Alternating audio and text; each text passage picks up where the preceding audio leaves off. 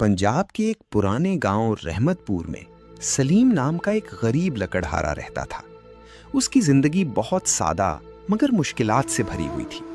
उसका घर मिट्टी से बना हुआ एक छोटा सा झोंपड़ा था जिसकी दीवारों में दरारें पड़ चुकी थी। बारिश होती तो पानी अंदर टपकता, गर्मी आती तो ऐसा लगता जैसे घर आग बन गया हो। सलीम के वालिद कई साल पहले वफात पा चुके थे। घर में सिर्फ वो और उसकी बूढ़ी माँ रहते थे। माँ अक्सर बीमार रहती थी मगर फिर भी हर वक्त अल्लाह का शुक्र अदा करती। सलीम रोज सुबह फजर की अजान से पहले उठता, वजू करता, नमाज पढ़ता और फिर अपनी पुरानी कुल्हाड़ी कंधे पर रखकर जंगल की तरफ निकल जाता। वो सारा दिन लकड़ियां काटता और शाम को बाजार में बेचकर चंद सिक्के कमाता। कभी खाने के लिए सिर्फ खुश्क रोटी होती, कभी सिर्फ पानी से गुजारा करना पड़ता, मगर सलीम ने कभी किसी के सामने हाथ नहीं फैलाया। गांव वाले अक्सर उसका मजाक उड़ाते, अरे सलीम, कब तक लकड़ियां काटता रहेगा? तेरी किस्मत में गरीबी लिखी है। मगर सलीम सिर्फ मुस्कुरा देता। वो हमेशा एक ही बात कहता, रिस्क अल्लाह देता है, इंसान नहीं। एक दिन शदीद गर्मी थी, सूरज आग बरसा रहा था। जंगल गैर मामूली तौर पर खामोश था, न परिंदों की आवाज न हवा की सरसराहट। सलीम एक पुराने सूखे दरख्त के पास पहुंचा। उसने कुल्हाड़ी उठाई और जोर से वार किया। ठक! कुल्हाड़ी किसी सख्त चीज से टकराई। सलीम चौंक गया। उसने दोबारा वार किया। ठक ठक! अब उसे यकीन हो गया कि जमीन के नीचे कुछ दफन है।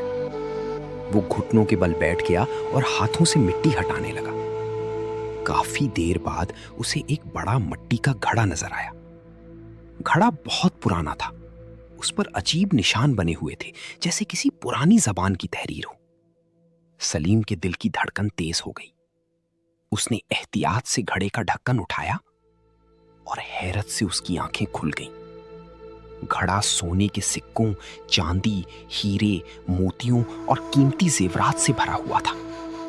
सूरज की रोशनी उन पर पड़ रही थी और वो चमक रहे थे। सलीम के हाथ कांपने लगे।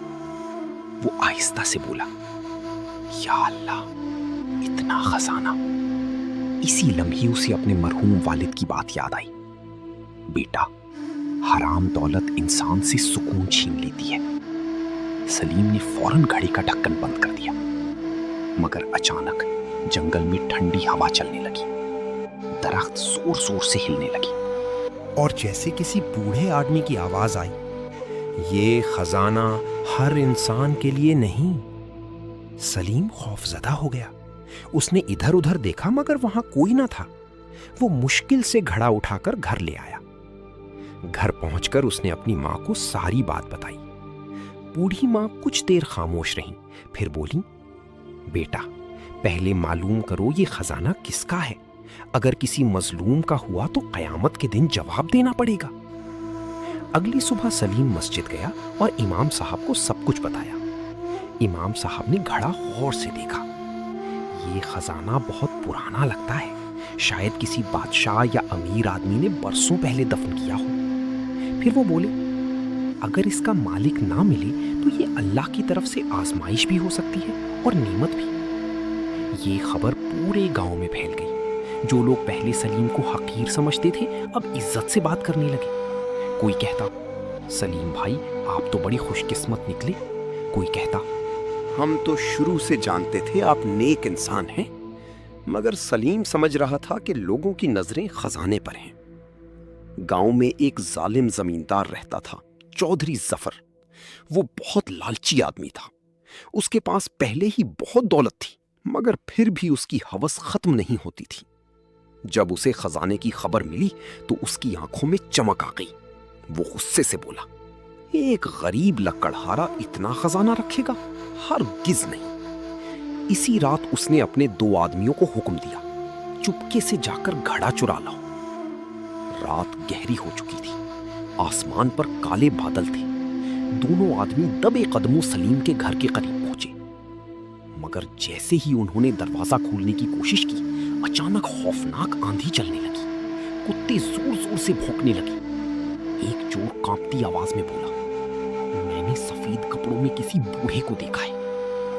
दूसरा आदमी खौफ से चीखा, یہ جگہ منحوس ہے۔ دونوں بھاگ گئی۔ اگلی صبح چودھری ظفر خود سلیم کے گھر پہنچا۔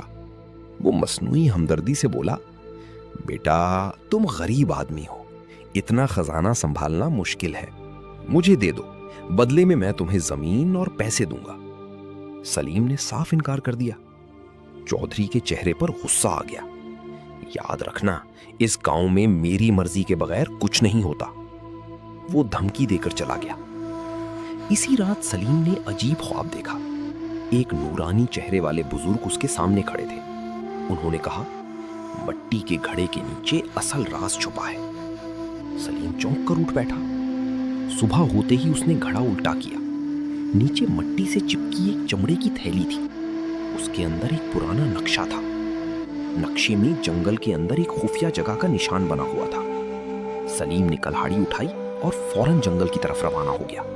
راستہ خطرناک تھا، کانٹے، جھاڑیاں، سانپ، دلدلی زمین، مگر وہ چلتا رہا۔ کئی گھنٹوں بعد وہ جنگل کے اس حصے میں پہنچا جہاں شاید برسوں سے کوئی انسان نہیں آیا تھا۔ وہاں ٹوٹے ستون اور پرانی دیواریں موجود تھیں۔ زمین پر وہی نشان بنا تھا جو گھڑے پر تھا۔ سلیم نے کھدائی شروع کی۔ کافی دیر بعد اسے ایک لکڑی کا پرانا صندوق ملا۔ اس نے صندوق کھولا، مگر اس میں سونا نہیں تھا، صرف ایک پرانا خط تھا۔ خط پر لکھا تھا، یہ خزانہ اس انسان کے لیے ہے جو لالچ سے پاک ہو۔ سلیم حیران رہ گیا۔ اسی لمحے پیچھے سے آواز آئی، صندوق مجھے دے دو۔ یہ چودھری ظفر تھا۔ وہ اپنے آدمیوں کے ساتھ وہاں پہنچ چکا تھا۔ اس نے بندوق تان لی۔ سارا خزانہ میرا ہے، سلیم نے کہا۔ یہ دولت تمہیں تباہ کر دے گی۔ مگر چودھری نہ مانا۔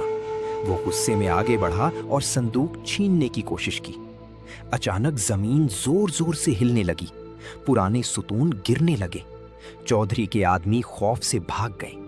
چودھری چیختا رہا، مجھے بچاؤ، مگر زمین پھٹ گئی اور وہ ایک گہرے گڑھے میں جا گرا۔ چند لمحوں بعد ہر طرف خاموشی چھا گئی۔ سلیم سجدے میں گر گیا۔ اسے یقین ہو گیا کہ لالچ انسان کو اندھا کر دیتا ہے۔ وہ واپس گاؤں آیا۔ اس نے خزانے کا بڑا حصہ غریبوں میں بانٹ دیا۔ کسی کے لیے گھر بنوایا، کسی کی بیٹی کی شادی کروائی، کسی کے بچوں کی پڑھائی کا خرچ اٹھایا۔ آہستہ آہستہ پورا گاؤں بدلنے لگا۔ لوگ اب ایک دوسرے کی مدد کرنے لگے۔ سلیم کی عزت پورے علاقے میں ہونے لگی۔ ایک دن اس کی ماں خوش ہو کر بولی، بیٹا اللہ نے تمہیں خزانے سے زیادہ عزت دی ہے۔ سلیم نے مسکرا کر کہا، اصل خزانہ سونا نہیں، سکون ہے۔ مگر کہانی یہاں ختم نہیں ہوئی۔ ایک رات سلیم دوبارہ جنگل گیا۔ وہ اسی جگہ کھڑا تھا جہاں اسے مٹی کا گھڑا ملا تھا۔ اچانک اسے محسوس ہوا جیسے کوئی اس کے پیچھے کھڑا ہے۔ اس نے مڑ کر دیکھا، وہی نورانی بزرگ موجود تھے۔ انہوں نے مسکرا کر کہا، تم نے خزانے کو دولت نہیں، امانت سمجھا، اسی لیے اللہ نے تمہیں کامیاب کیا۔ یہ کہہ کر وہ غائب ہو گئے۔ سلیم کی آنکھیں میں آنسو آ گئے۔ وہ آسمان کی طرف دیکھ کر بولی، رحمت پور اب پہلے جیسا گاؤں نہیں رہا تھا۔ وہاں اسکول بن چکے تھے، غریبوں کے لیے کھانے کا انتظام تھا، یتیم بچوں کی مدد کی جاتی تھی، اور یہ سب سلیم کی وجہ سے ہوا تھا۔ لوگ دور دور سے اس سے ملنے آتے۔ ایک دن ایک نوجوان نے پوچھا، بابا سلیم، آپ نے اتنا خزانہ پا کر بھی خود پر خرچ کیوں نہیں کیا؟ سلیم مسکرایا اور بولا، کیونکہ دولت ختم ہو جاتی ہے، مگر نیکی ہمیشہ باقی رہتی ہے۔ پھر اس نے نوجوان کو جنگل کی طرف اشارہ کیا۔ میں نے وہاں خزانہ نہیں پایا تھا، میں نے وہاں خود کو پایا تھا۔ رات کے وقت جب ہوا چلتی تو لوگوں کو ایسا لگتا جیسے جنگل سے کسی بوڑھے درویش کی آواز آ رہی ہو۔ اصل خزانہ انسان کے دل میں ہوتا ہے۔ کہتے ہیں آج بھی رحمت پور کے جنگل میں ایک پرانا مٹی کا گھڑا دفن ہے، مگر وہ صرف اسی انسان کو نظر آتا ہے جس کا دل لالچ سے پاک ہو۔ ویڈیو کے آخر میں چینل کو لائک، شیئر، سبسکرائب اور کامنٹس لازمی کریں۔